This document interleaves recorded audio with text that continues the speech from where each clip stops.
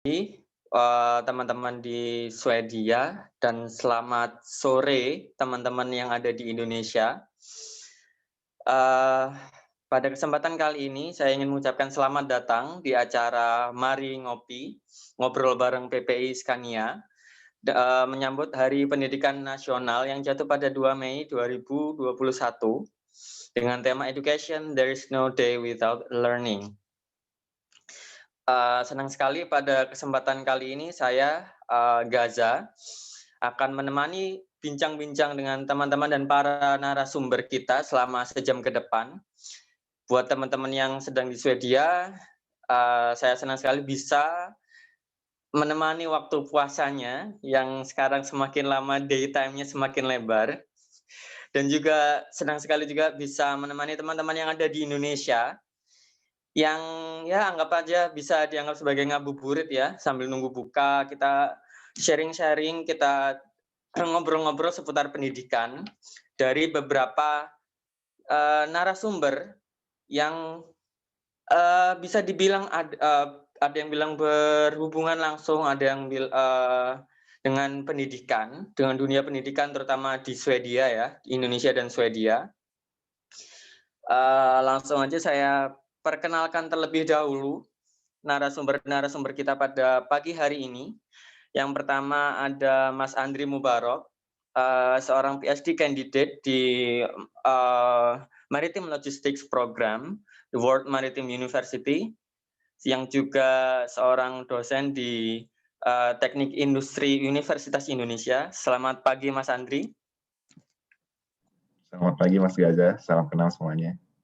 Ya, gimana kabarnya Mas? Alhamdulillah sehat. Puasa aman ya?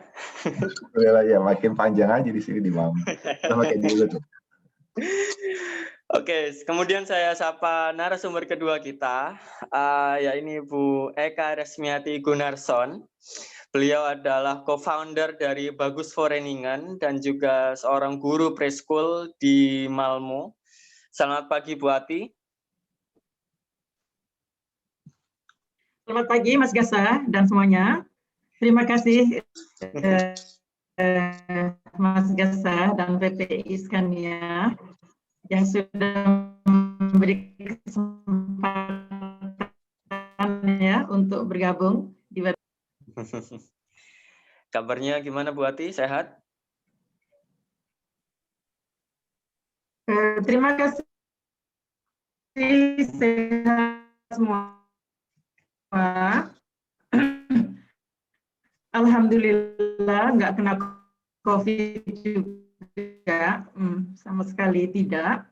Saya semua ya. Hal preschool di Swedia. Apakah saya akan lanjut ini? Kenapa Bu? Mas Gasa, akan saya lanjut ceritakan hal ini atau tidak? Saya sapa-sapa narasumbernya dulu ya Bu ya. Sepertinya Bu Ati terlalu semakan nih. Yang ketiga. Oke. Yang ketiga hadir bersama kita semua Pak Kama Pradipta Isnomo. Beliau adalah Duta Besar Indonesia di Swedia dan juga Latvia. Selamat pagi Pak Kama.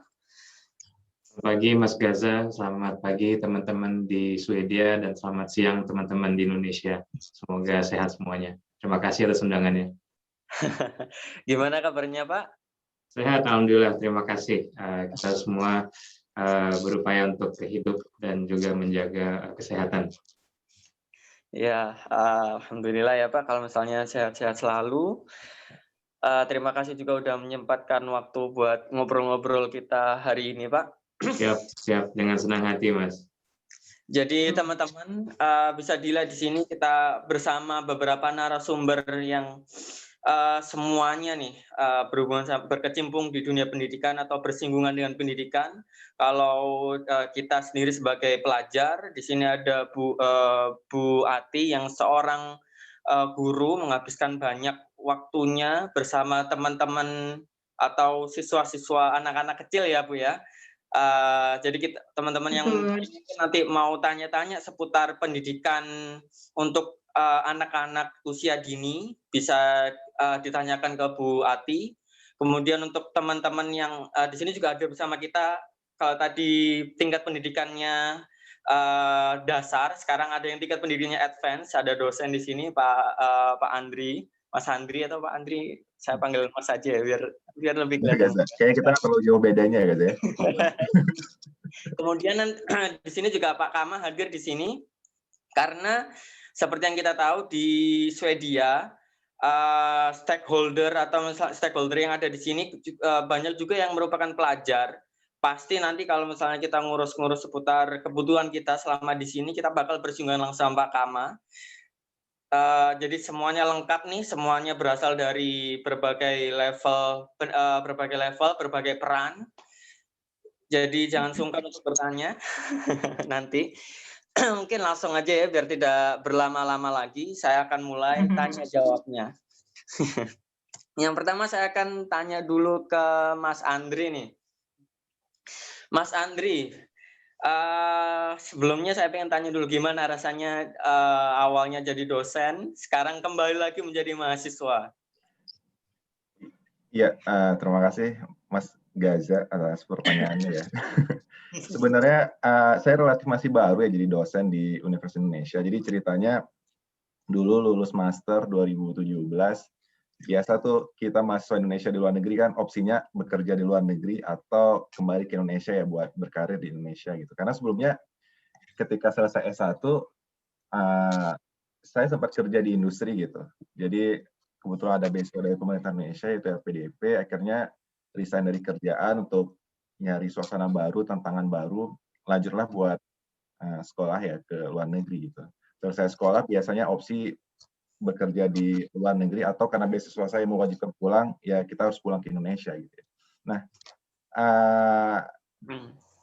tentu berbeda ya ketika menjadi dosen karena ibaratnya kita harus terus upgrade ilmu ya, Mas Gaza ya. Jadi nggak bisa tuh ibaratnya mengandalkan ilmu yang kita dapatkan hanya di S1 misalnya, atau bahkan hanya mengandalkan ilmu yang didapatkan ketika di bangku perkuliahan master misalnya.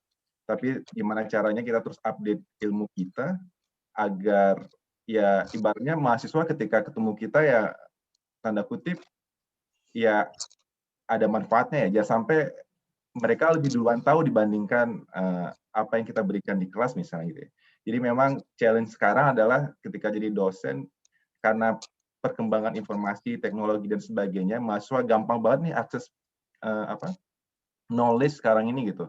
Mereka juga bisa hadir di webinar-webinar yang dibuat oleh kampus-kampus di dunia ya. Jadi challenge sebagai dosen adalah gimana terus upgrade ilmu agar apa yang diberikan ke mahasiswa ya sesuai dengan kondisi zaman sekarang gitu, benar-benar terupdate.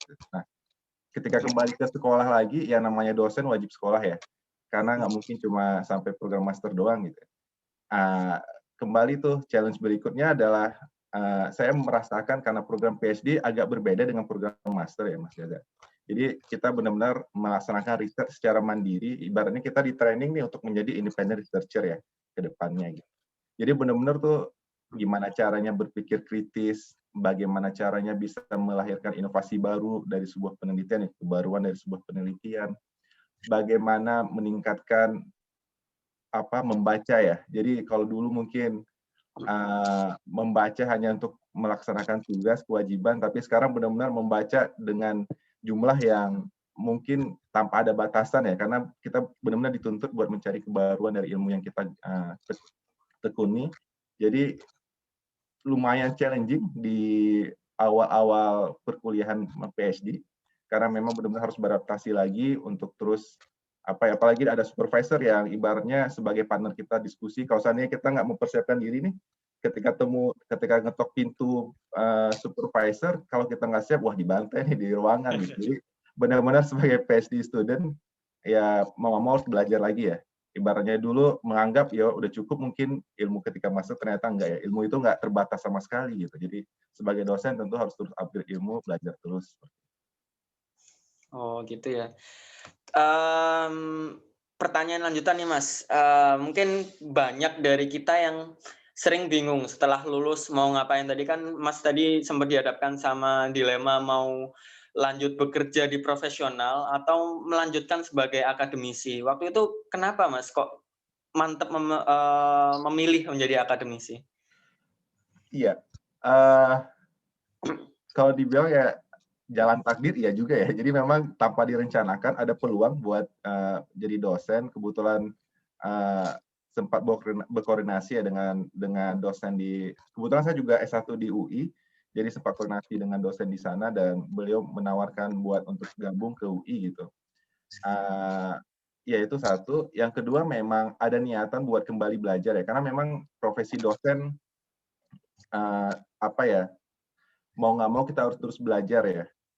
Nggak cuma sampai katakanlah level S3 sebenarnya. Selesai itu pun kita harus tetap belajar gitu. Jadi saya sendiri memutuskan buat menjadi dosen ya karena itu ya, karena merasa keinginan untuk terus upgrade ilmu, belajar dan sebagainya gitu. Ya itu mungkin ya alasan. Sebenarnya ya kembali lagi jadi dosen atau kerja di industri adalah pilihan yang bagus dua-duanya ya. Tinggal bagaimana keinginan teman-teman, passion teman-teman di mana, dan dua-duanya adalah ruang pengabdian gitu. Jadi nggak ada salahnya untuk memilih salah satunya seperti itu. Oke, kalau saya baca nih Mas, Mas Andri sebelumnya S2-nya di Jerman, sekarang lanjut PhD di Swedia. Dari sudut pandang mahasiswa tingkat tinggi nih, apa sih Mas karakteristik pendidikan tinggi di Swedia yang menurut Mas Andri menarik? Ya, secara umum kali ya Mas Gaza ya, karena ya secara umum kampus-kampus di Eropa dari segi kualitas pendidikan, terutama pendidikan tingginya sangat baik ya, bersaing dengan kampus-kampus di US atau di Inggris misalnya gitu. Secara umum yang saya pelajari adalah yang pertama kualitas kampus relatif sama ya. Jadi kalau teman-teman lihat, ini mungkin kita bisa bercermin dan kondisi di Indonesia saat ini yang mungkin masih menjadi PR kita bersama ya, bahwa kualitas kampus di Eropa, di Swedia ataupun di Jerman di tempat saya S2 dulu relatif sama antara satu kampus dengan kampus lainnya gitu.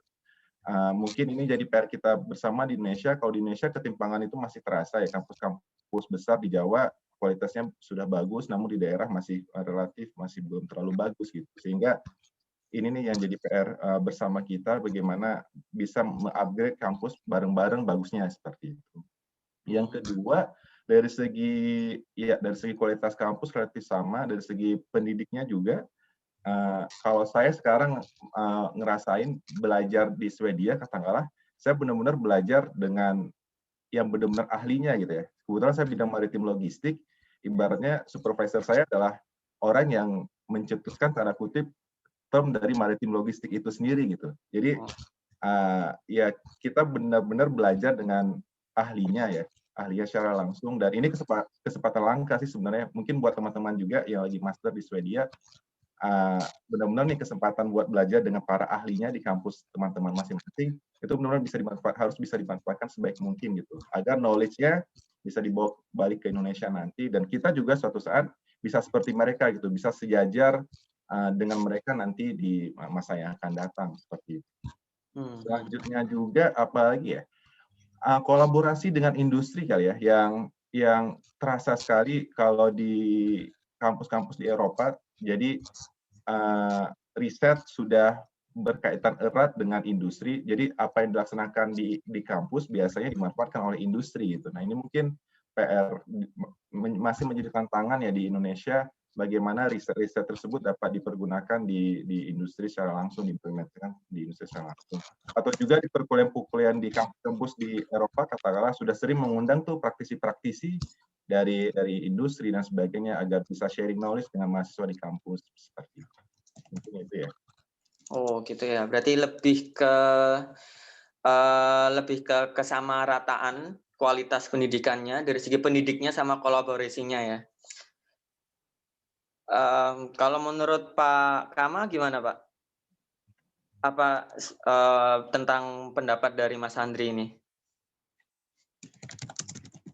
Terima kasih Mas Gaza. Terima kasih Mas Andri. Pertama-tama saya ucapkan banyak terima kasih kepada PPI Scania untuk mengundang saya di dalam acara ini, dan kedua juga terima kasih atas dukungan Bagus Vereniging untuk mendukung acara ini. karena sebagai orang timur kita juga harus tetap melibatkan orang tua atau senior kita. Ini suatu wisdom yang harus kita terus jaga ya, kapanpun dan dimanapun. Dan ini saya lihat contoh yang baik. Tapi untuk menyambung apa yang disampaikan Mas Andri tadi, saya sangat setuju ya.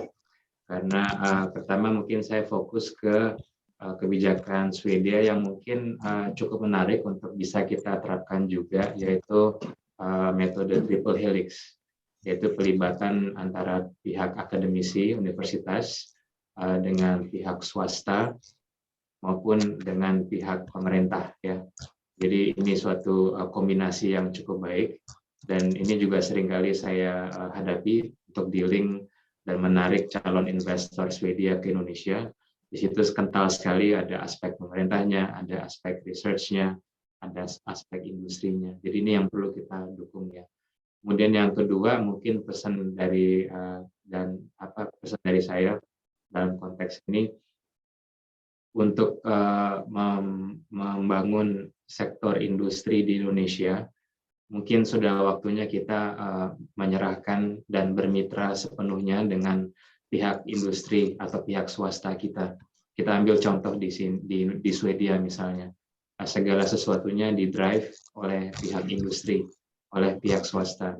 Karena dimanapun, di negara manapun saja, kita harus akui sektor industri, sektor swasta adalah driver dari pertumbuhan ekonomi.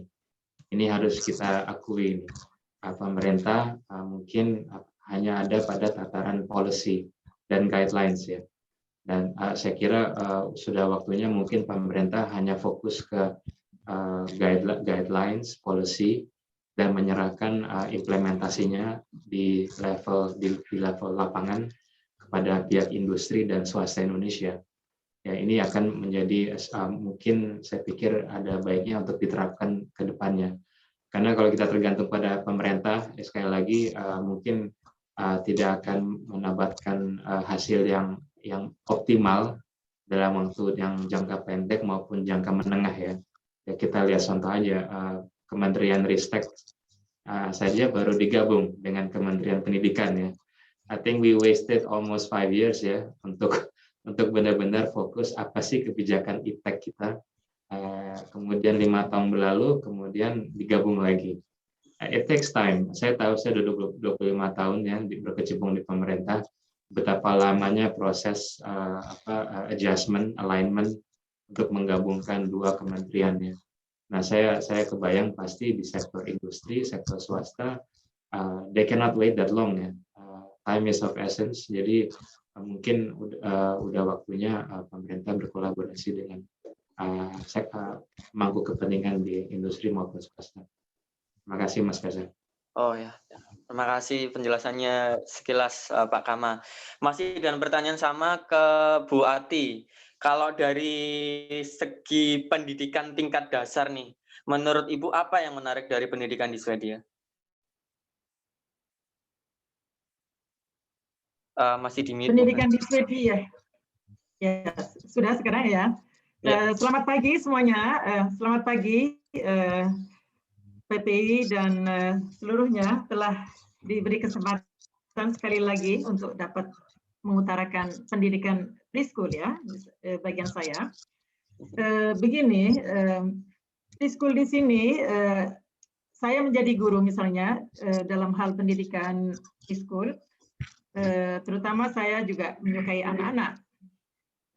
Dan saya untuk tahap pendidikan preschool ini kami itu seperti basic untuk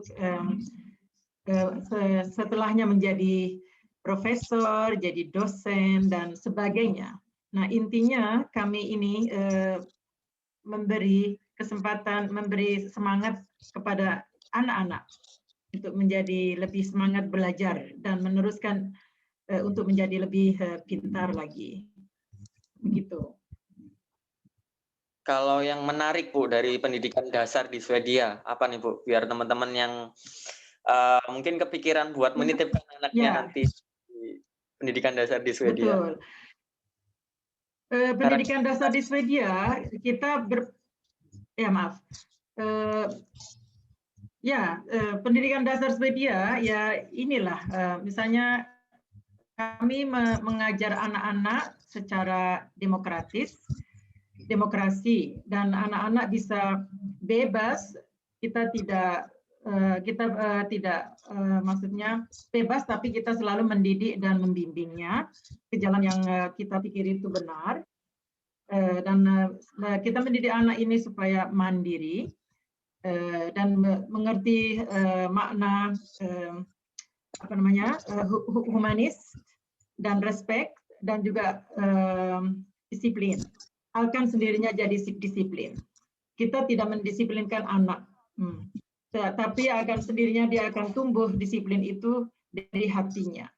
Karena saat mengajar kita kan dengan kolaborasi dan interaksi berbagai macam gitu, dan kita memakai banyak teori juga ya supaya bisa menyemangatkan, menstimulasikan anak-anak ini. Nah, begitu intinya. Dan kita tidak mengajarkan mereka agama. Agama itu kan individu, background. Terserah itu nanti setelah mereka dewasa baru bisa memilih hal itu. Yang penting intinya kita bersolidarasi, dan juga kita mengajar matematika, kita mengajar bahasa, kita mengajar ya kreativasi, semuanya, tetapi dengan dasar kurikulum. Nah, kita punya ada kurikulum juga. Kurikulum itu ya sebagai sarana dan juga sebagai peraturan di sini, di Swedia. Harus memakai itu. Oke, jadi banyak kan menekankan ke itu ya, apa namanya, semacam aspek-aspek sosialnya dulu ya, daripada tidak mengajarkan agama, nanti diajarkan nanti, begitu ya Bu ya? Ya. Itu kalau aspek menariknya. Kalau aspek tidak menariknya, ya kami hanya mengajar. Oh, ya Bu, mau nggak dilanjutkan dulu Bu? Aspek tidak menarik. Oke. Oh, iya. Ya. Aspek yang tidak menarik ya, misalnya anak di sini kita kan di Indonesia kan kita masih feodalis, masih harus ada hormat kepada orang tua, hormat kepada yang lebih dewasa. Nah, di sini kita tidak ada itu semua, tetapi kita saling menghormati. Jadi semua kita sama rata di sini. Begitu. Nah, kadang-kadang agak sulit untuk misalnya membuat anak untuk mendengar kita. Nah, dengan cara apa kita harus bisa membuat anak itu menurut dan mendengar kita. Itu kadang-kadang itu agak sulit ya. Tetapi ya kita harus sabar terus, dan memberi kesempatan untuk itu anak akan datang sendirinya mau. Nah, kita juga banyak misalnya sosialisasinya bagaimana, interaksi, dan kita banyak harus ada relasi pedagogika juga ya, supaya bisa ya menarik itu anak supaya bisa mengikuti apa yang kita inginkan gitu. Oh gitu ya. Jadi karena saking dibebaskannya, diajarkan untuk bebas, kadang-kadang malah gimana ya, agak susah dibilanginya ibaratnya gitu ya Bu ya. Karena saking bebasnya mereka diajar. Betul. Oh gitu. Betul. Ya, tetapi itu kan ada period ya, ada fase 1, fase 2, karena kan anak-anak selalunya kan dengan cara interaksi ini bertemu dengan anak-anak lain dan berdialog dan kolaborasi bersama anak-anak lain dengan guru, maka itu akan sendirinya hatinya akan terenyuh dan akan menjadi pintar ya, seperti ya begitu, dan akan mengikuti semua peraturan. Terus ada juga anak yang kadang-kadang yang luar dari itu. Nah, itu yang kita harus bisa bagaimana yang luar biasa ya, yang kita harus bisa menangkapnya kembali dan untuk berfokus kembali gitu. Itu kita harus bisa transformasi sebagai guru dan fleksibel, dan bisa menyesuaikan setiap anak, gimana keinginannya, gimana minatnya.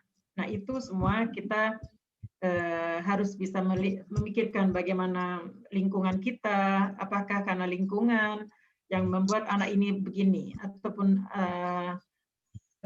bagaimana relasi kita kepada anak ini juga. Oh, gitu ya, Bu.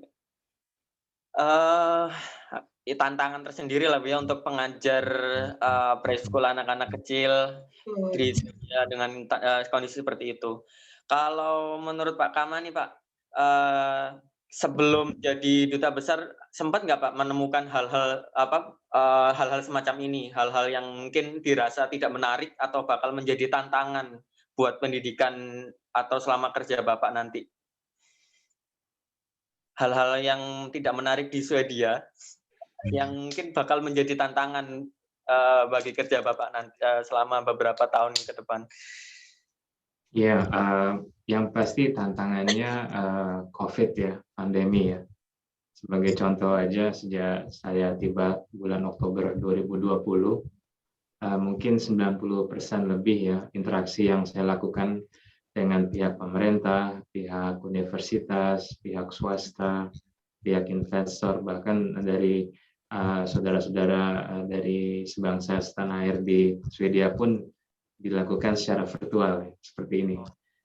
Dan saya ketemu juga adik-adik dan ibu-ibu semua secara virtual, belum secara fisik bertemu. Tapi nonetheless ini bukan suatu hambatan, lebih pada suatu normalitas baru yang harus kita sesuaikan. Tapi yang penting ini ya, ketika kita datang ke suatu tempat seperti saya datang kemari, tentunya suatu kehormatan untuk ditugaskan kemari. Tapi langkah awal yang saya lakukan ketika ditugaskan di sini itu melakukan research. Jadi saya setuju dengan apa yang disampaikan Mas Andri. Life is about constant learning ya. Jadi even at my age, at my level now, terus belajar, terus keluar dari comfort zone kita yang itu yang menjadi penting, kata kunci ya. Karena once kita masuk dalam comfort zone, kita sudah enak, kita akan pasti ketinggalan dengan kemajuan knowledge, ilmu pengetahuan dan sebagainya.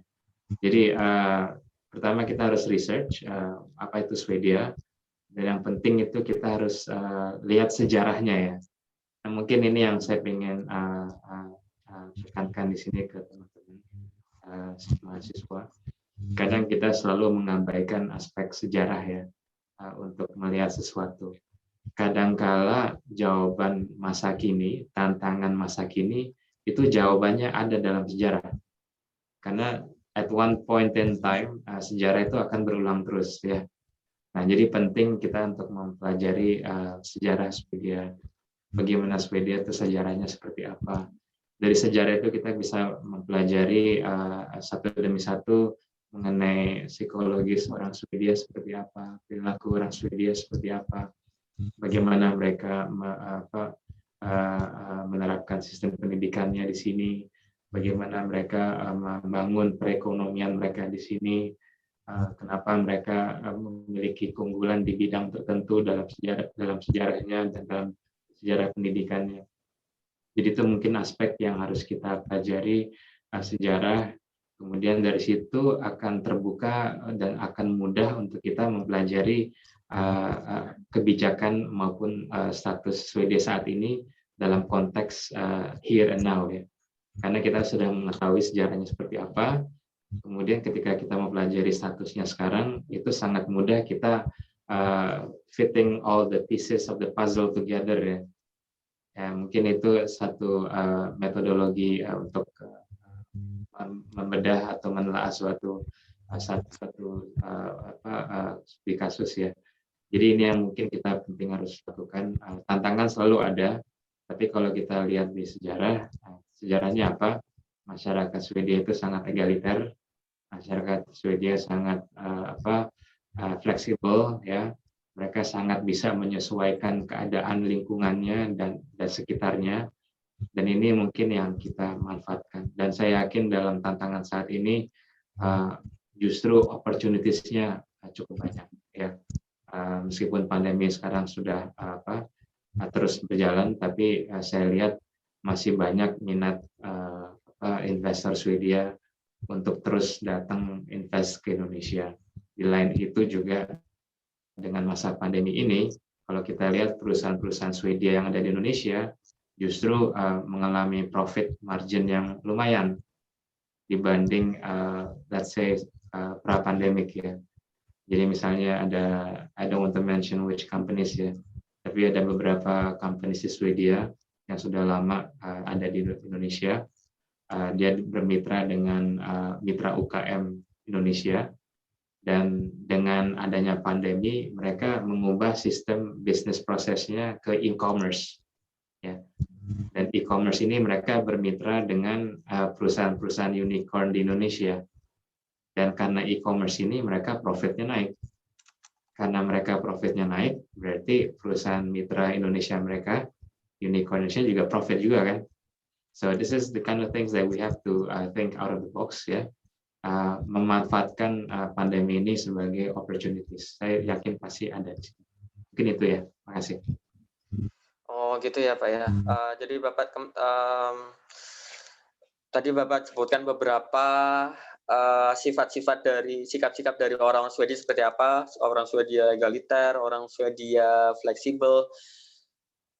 Saya gali sedikit nih Pak sebentar ini. Bapak bilang tadi sudah menyelidiki terlebih dahulu sebelum ditempatkan di Swedia. Kesan pertama Bapak ketika pertama kali mendengar akan ditugaskan untuk jadi duta besar Indonesia untuk Swedia dan Latvia, gimana Pak kesan pertamanya?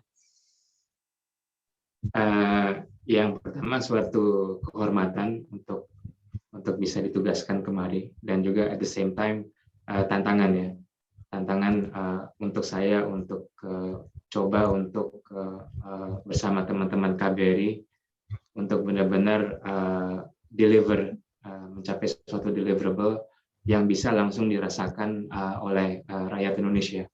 Jadi yang pertama itu saya melakukan penyelidikan ya, research sedikit mengenai Swedia dan juga Latvia karena saya mengcover Latvia. Jadi yang pertama saya selalu lakukan research to history ya, sejarah. Itu sangat penting, sangat amat penting. Bukan karena background saya adalah ilmu social science, tapi bahkan di disiplin ilmu apapun kita harus mempelajari sejarah ya. Kemudian yang kedua saya lihat di sini banyak sekali peluang dari aspek yang kecil-kecil ya. Kita mulai dari kopi, fika. Swedia punya tradisi fika ya. Tentunya teman-teman sudah tahu apa itu fika. Nah, kalau sudah punya tradisi fika, kita lihat apa peluangnya di situ. Indonesia kan terbesar eksportir specialty coffee. So ini mungkin yang saya genjot ya. Yang pertama. Kemudian yang kedua, tadi saya sudah mention triple helix. Pendekatan triple helix Swedia. Ini juga bagian dari sejarah dari Swedia ya. Bagaimana mereka karena dasarnya sudah egaliter, sehingga di antara stakeholders di Swedia itu mereka mau bersatu, duduk bersama untuk mengajukan mentargetkan suatu tujuan yang akan menguntungkan semua pihak, semua stakeholders. Jadi di sini pemerintah, swasta, industri, institusi pendidikan, semua duduk bersama bahu-membahu untuk memformulasikan kebijakan, untuk mendukung inovasi, untuk mendukung kreasi teknologi dan sebagainya, bersatu kemudian mengupayakan atau mentransferkan untuk kepentingan ekonomi mereka, ya kan? Nah, ini mungkin suatu pelajaran yang harus kita ambil juga, karena dengan kemitraan ini, ya, tidak mungkin Swedia itu berada di ranking kedua global di bidang inovasi.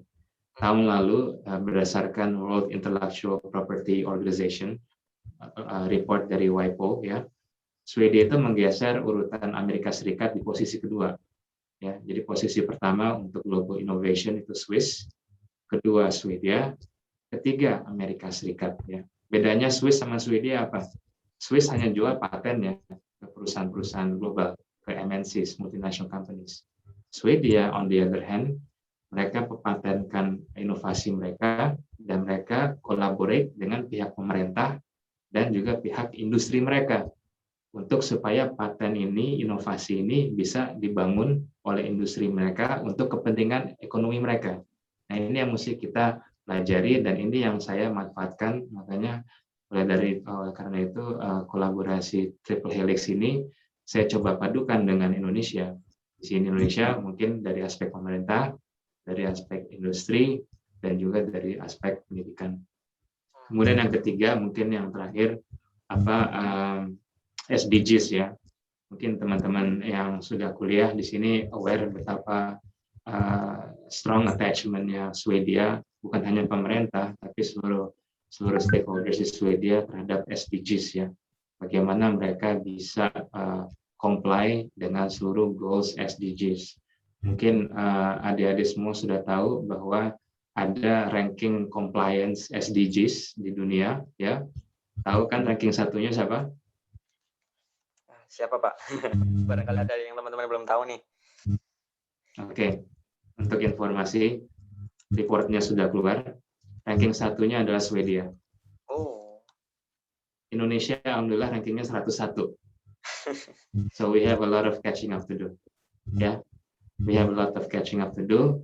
Justru dengan teman-teman semua yang kuliah di sini, manfaatkan waktu kalian untuk mempelajari bagaimana Swedia bisa menjadi ranking 1 compliance untuk SDGs. Ya. Saya lihat di sini adalah kuncinya kemitraan triple helix. Ya. Nggak mungkin pemerintah jalan sendiri, tidak mungkin universitas jalan sendiri, tidak mungkin industri jalan sendiri. Solusinya adalah kemitraan. Ya. Karena kemitraan mereka sudah berhasil, dan konkretnya apa? Mereka ranking 1, ranking 2 Finland, ranking 3 Denmark, ranking ke-4 Norway. Semuanya Skandinavia. Tapi di antara Skandinavia, Swedia adalah ranking 1 ya. Please itu available di open source, bisa dibuka. Jadi please make full use of your time here untuk benar-benar mempelajari dan membangun seluas-luasnya network, bukan hanya di kampus tapi juga di industri.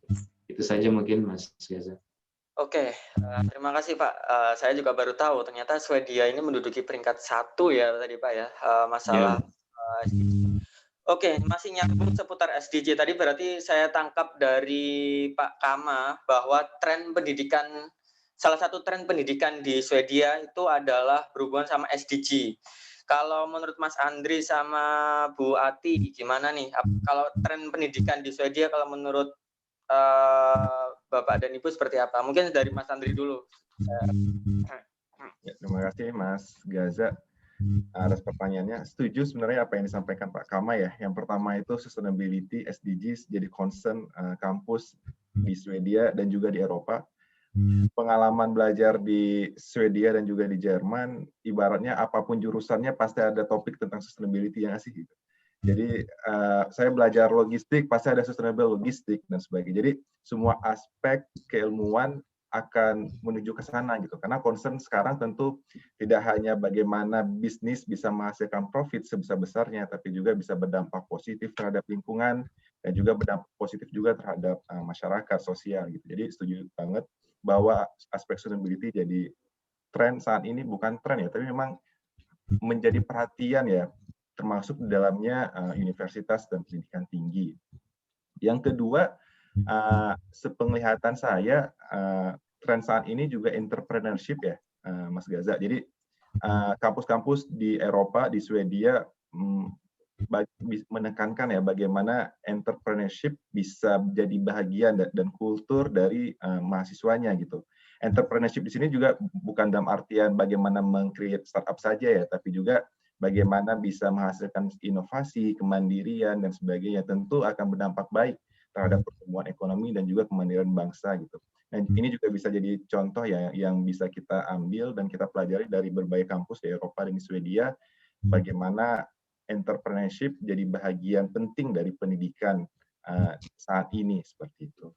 Yang ketiga tentu perkembangan teknologi. Tren saat ini termasuk di Swedia dan kampus-kampus di Eropa adalah misalnya Industri 4.0, artificial intelligence, penggunaan big data dan sebagainya kayaknya sudah sangat masif ya. Tidak hanya dalam keilmuan teknologi tapi juga sudah dipakai dalam ilmu sosial dan sebagainya. Bahkan saya punya teman yang sudah selesai risetnya. Beliau pakar di bidang bahasa. Beliau belajar bahasa Indonesia ke kampus di Eropa, tepatnya di kampus di Jerman. belajar imbuhan gitu, teman-teman. Jadi belajar imbuhan, dan sebagainya. Tapi yang menarik adalah bagaimana mengkombinasikan dengan big data gitu.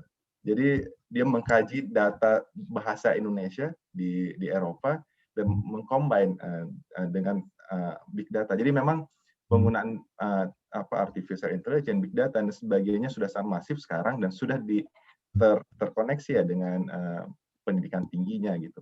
Mungkin jadi tantangan adalah bagaimana di Indonesia tidak hanya cuma jargon ya. Kalau di Indonesia yang jadi challenge adalah mungkin banyak seminar tentang industri 4.0 dan sebagainya, tapi tantangannya adalah bagaimana kita bisa menuju ke sana gitu. Jadi nggak cuma jargon saja yang dihembuskan gitu. Nah ini mungkin yang saya lihat saat ini terkait tren yang ada di kampus-kampus di Eropa dan di Swedia juga. Seperti itu mungkin Mas Gaza. Oke, berarti Mas Gaza. ya.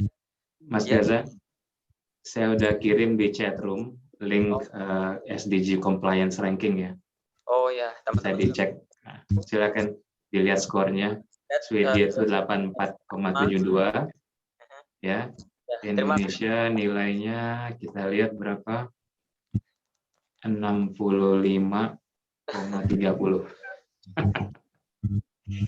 Masih harus banyak yang kita kejar, Pak ya.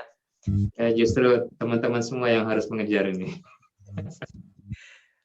Oke, masih dengan pertanyaan sama ke Bu Ati.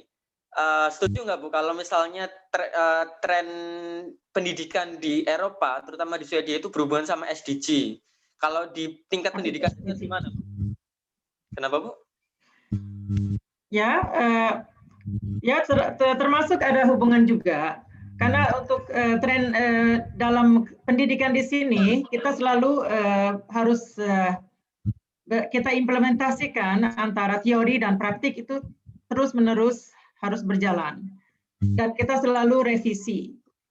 Nah, dari semua pihak, dari semua dari background, dari yang bekerja di preschool dan sampai yang bekerja di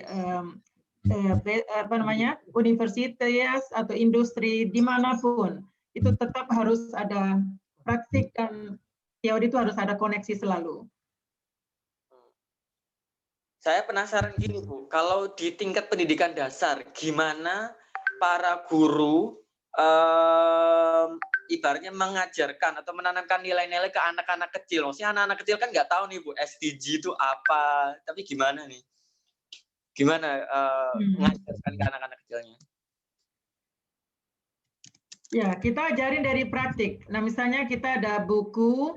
Nah, lewat buku itu kita pun referensikan ke anak-anak itu. Buku anak misalnya, dan kita baca buku anak dan kita langsung praktik. Kita contohkan. Ya, nah setiap anak kita study ya masuk gitu loh. Terus misalnya anak-anak kita harus menyesuaikan dari usia itu anak, dan tidak semua anak mengerti SDG itu, tetapi kita dengan cara memberi contoh dan memberi buku, membaca, dan kita saling ya berkombinasi bagaimana caranya untuk bisa anak mengerti itu. Oke. Kalau contoh nyatanya nih Bu, ada gimana Bu? Ngajarin misalnya kalau SDG kan ada kesetaraan nih, gender equality nih. Ngajarin anak-anak biar anak-anak kecil biar setara mengerti masalah gender equality gimana Bu contoh nyatanya? Contohnya kami ada buku misalnya Varför gråter Papa misalnya. Ya, kenapa Papa menangis? Nah, itu buku itu kita itu selalu di depan, selalu kita dalam lingkungan tuh tiliang apa sih bisa diambil gitu ya, kapan saja, dan anak kita baca, dan terus karena di kultur, beberapa kultur lelaki tidak boleh menangis. Nah, di sini kan bisa menangis, bisa harus mengutarakan perasaan gitu ya kan. Nah, jadi kita pun lewat buku dan lewat praktik misalnya, terus kebetulan juga ada salah satu anak bapaknya menangis. Nah, langsung kita juga mendiskusikan hal itu. Apa menurut kamu? Bisakah seorang laki-laki menangis, seorang bapak menangis? Nanti anak-anak itu saling berdialog, dan nanti sebagai guru kita langsung mengarahkan ke gender itu supaya jadi sama rata. Dan juga dalam lingkungan, bila kita mengajar itu lingkungan di sini ini sebagai nomor 3, pedagog nomor 3. Nah, kita kalau bagaimana membuat lingkungan supaya lebih stimulasi dan bisa sama rata, itu pun salah satu contoh saya. Misalnya laki-laki pun bisa memasak, atau ada mainan yang untuk memasak, ada mainan yang untuk mengurus bayi. Nah, itu semua anak laki dan anak perempuan bisa bermain semua itu bersama-sama. Dan anak perempuan pun bisa. Jaringannya terputus ya.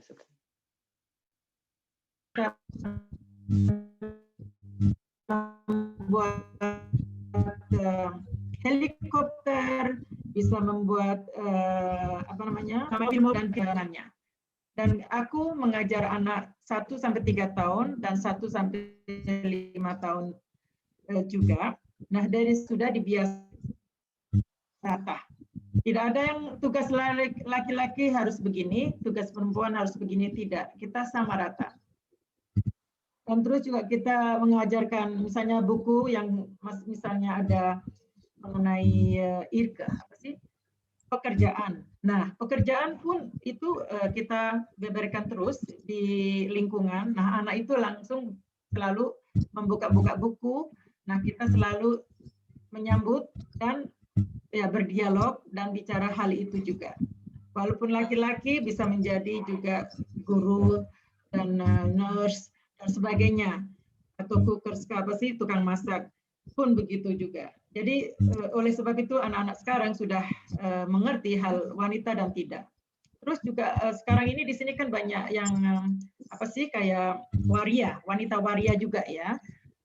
Itu semua pun kita ada untuk misalnya dalam hal drama, teater, menari, itu semua baju tuh anak-anak kostum itu bisa pakai, walaupun laki-laki kadang-kadang memakai baju gaun, itu kita guru tidak boleh mentertawakannya.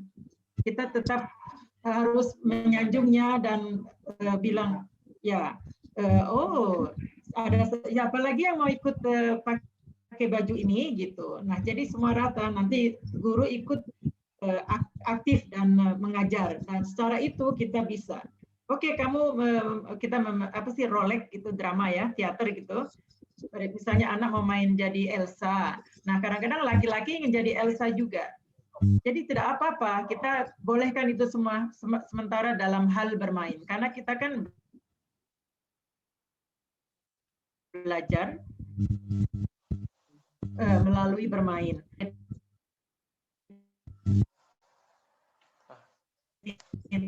Anak itu penting di sini supaya berkembang dengan dirinya.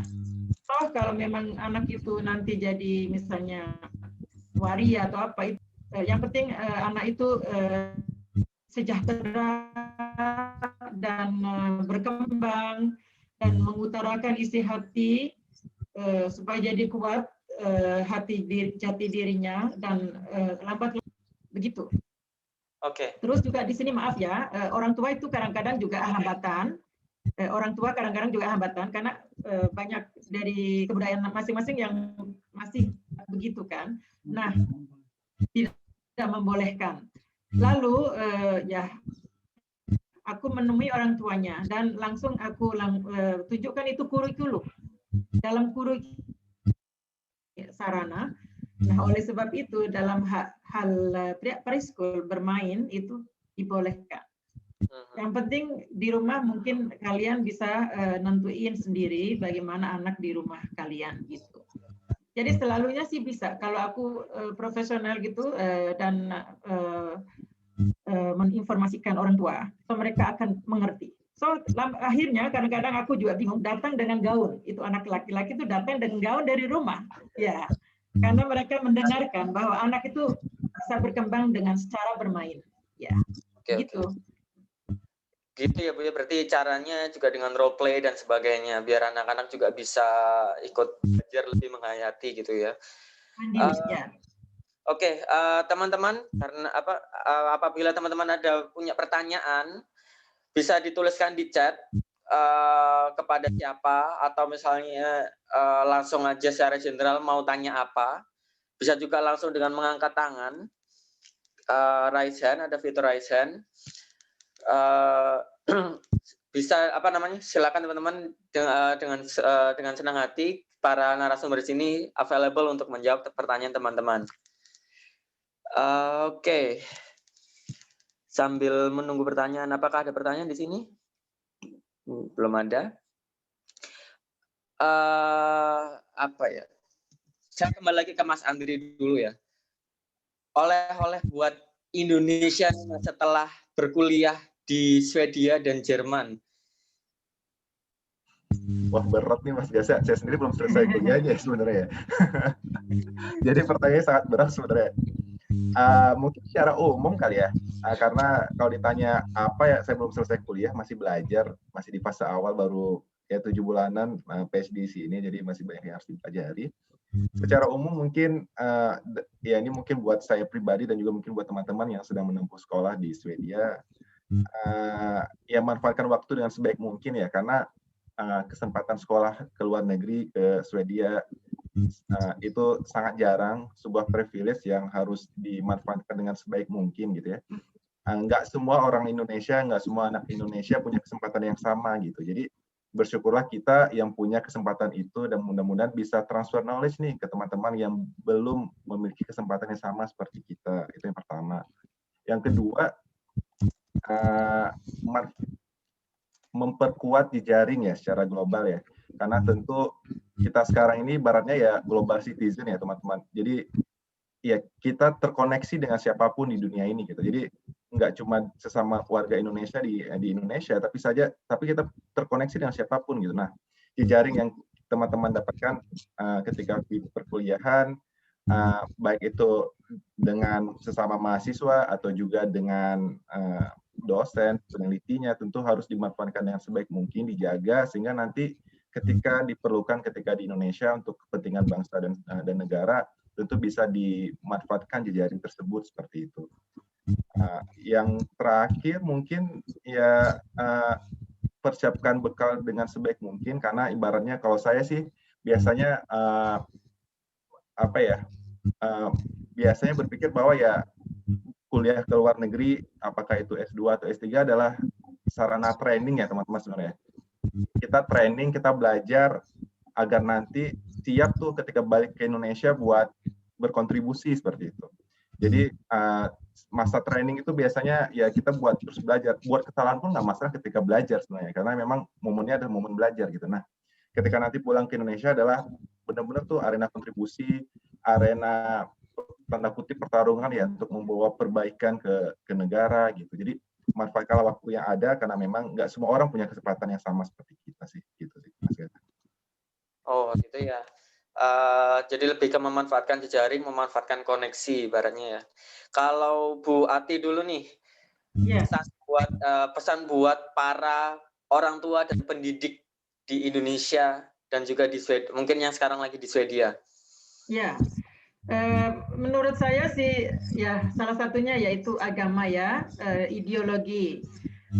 Di Swedia kami tidak mengajar anak ideologi agama, disiplin, akan tetapi kami memberi contoh dalam praktik misalnya itu.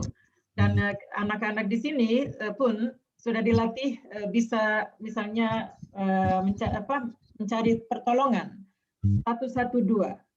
Walaupun di preschool kita mengajar anak misalnya bagaimana kita harus berbuat kalau kebakaran.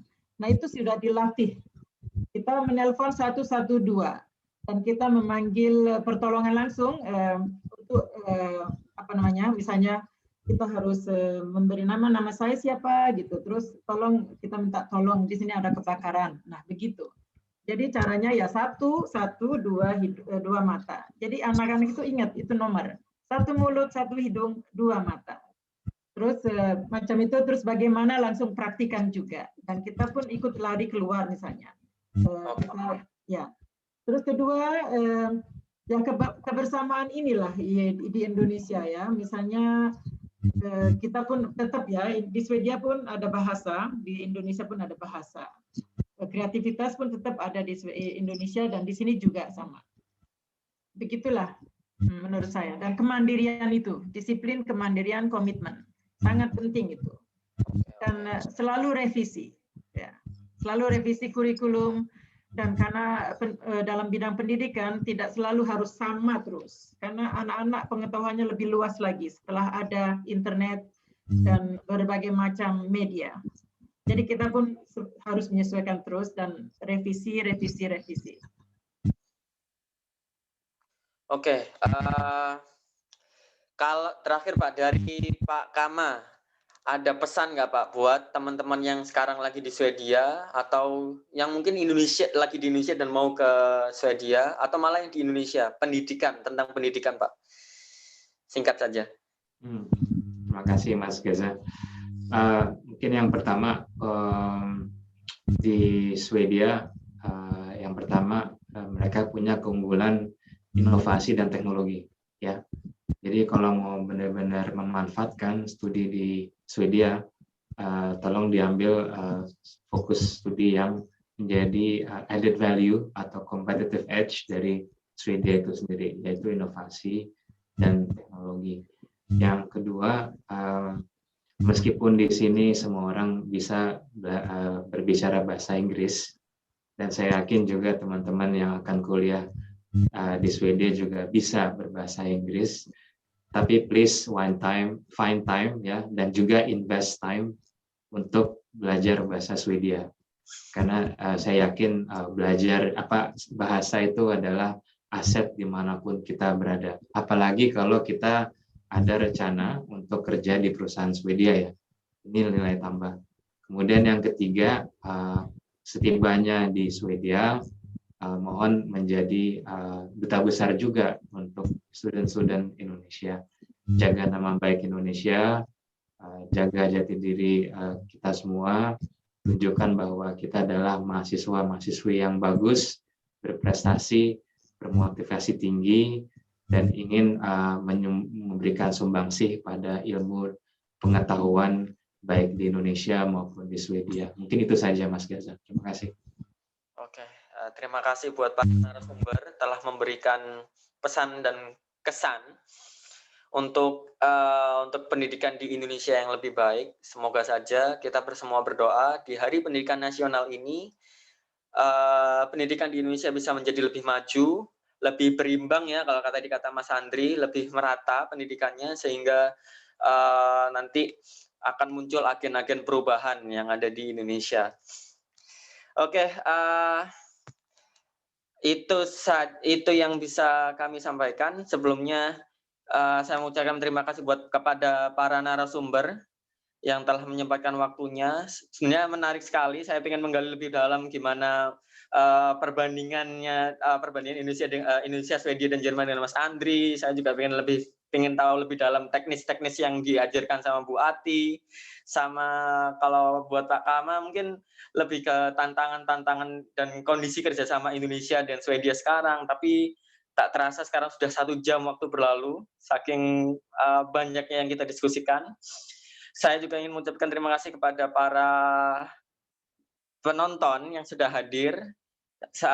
Sehabis ini, sebelum kita tutup, kita akan melakukan sesi foto terlebih dahulu agar ada kenang-kenangan ya, Bapak dan Ibu dan teman-teman.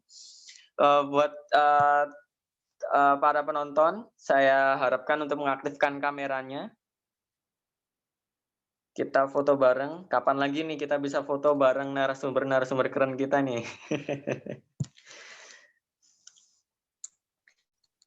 Nah, baru ketahuan nongol semua. Ini Pak, wajah-wajah para penuntut ilmu dan para pembelajar ya. Saya nggak bilang penuntut ilmu secara spesifik, tapi secara general, karena pada dasarnya orang tua pun juga pendidik dan pembelajar juga ya sebenarnya. Ya. Yang penting semangat belajar terus ya teman-teman. Meskipun di pandemi terus semangat, jaga kesehatan dan tetap fokus, harus selesai, harus bisa. Masih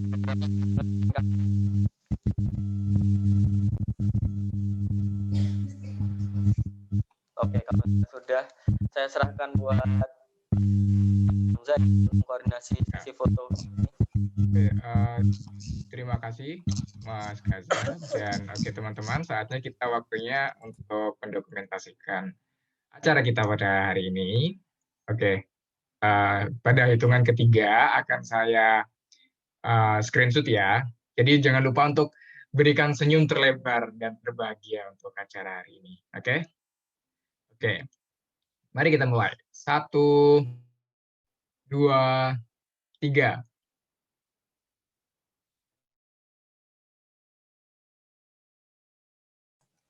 Terima kasih Bapak Ibu narasumber, Pak Dubes. Terima kasih atas waktunya sudah sibuk dalam waktu sibuknya tetap menancapkan waktu bersama kami untuk diskusi. Dan Mas Andri dan Bu Ati juga terima kasih banyak atas waktunya dan semua knowledge dan insights-nya, itu menarik banget. Terima kasih teman-teman semuanya yang udah hadir juga, mudah-mudahan mendapatkan inspirasi ya, dan tetap semangat untuk menempuh pendidikannya. Terima kasih semuanya. Terima kasih semuanya. Salam sehat semuanya dan tetap semangat ya. Ya Pak. Siap. Semangat membangun Ya, Pak. Indonesia. Terima kasih. Bapak, Mas, dan Ibu. Assalamualaikum. Waalaikumsalam. Terima kasih Pak. Waalaikumsalam. Terima kasih.